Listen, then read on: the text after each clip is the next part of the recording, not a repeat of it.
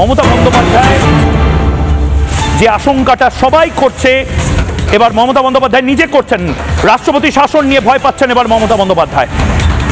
অমিত শাহকে তীব্র আক্রমণ করে মমতা বন্দ্যোপাধ্যায় বললেন, রাষ্ট্রপতি শাসন জারি করার চেষ্টা হচ্ছে বাংলায় এসআইআর না করতে দিলে রাষ্ট্রপতি শাসন জারি হতো। মমতা বন্দ্যোপাধ্যায় তার মানে নিজে বুঝতে পেরেছেন কত বড় ভুলটা মমতা বন্দ্যোপাধ্যায় করতে যাচ্ছিলেন। কিন্তু মমতা বন্দ্যোপাধ্যায় কি তার চেলা চামুন্ডাদের বোঝাচ্ছেন?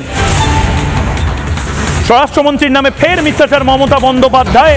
চিন্তে থাকুন, এসআইআর এর নাম করে ভয় পাবেন না, শুধু নিজেদের কাগজপত্রগুলো ঠিক মতো জমা দিন।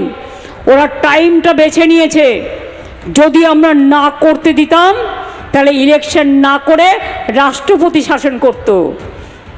বুঝতে পেরেছেন চালাকিটা অমিত শাহর, মটুয়া ভাইয়ের? আমরা অত বোকা নই বাবু মশাই।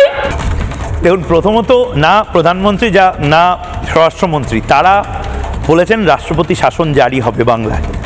বলেছিলেন শুভেন্দু অধিকারী, বিরোধী দলনেতা, বলেছিল বিজেপির নেতারা, এবং এটা পেন অ্যান্ড পেপারে হয়ে যাবে। কারণ এসআইআর যদি না হয় ভোটটা হবে না। মেয়াদ যদি উত্তীর্ণ হয়ে যায়, মমতা বন্দ্যোপাধ্যায় আর মুখ্যমন্ত্রী হিসেবে থাকতে পারবেন না, কেয়ারটেকার মুখ্যমন্ত্রী হিসেবেও থাকতে পারবেন না যদি রাজ্যপাল সেটার পারমিশন না দেয়। সুতরাং সেখানে অটোমেটিক্যালি রাষ্ট্রপতি শাসন জারি হবে, এটা মমতা বন্দ্যোপাধ্যায় বুঝতে পারছেন। মমতা বন্দ্যোপাধ্যায় এটা বুঝতে পারছেন যে এটা বাংলাদেশ নয়।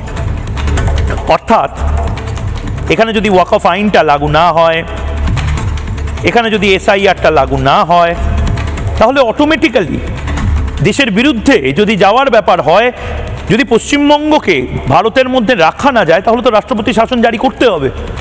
মমতা বন্দ্যোপাধ্যায় এটা বুঝেই ওয়াকফ নিয়ে সুর নরম করলেন, সংখ্যালঘুদেরকে বোকা বানিয়ে।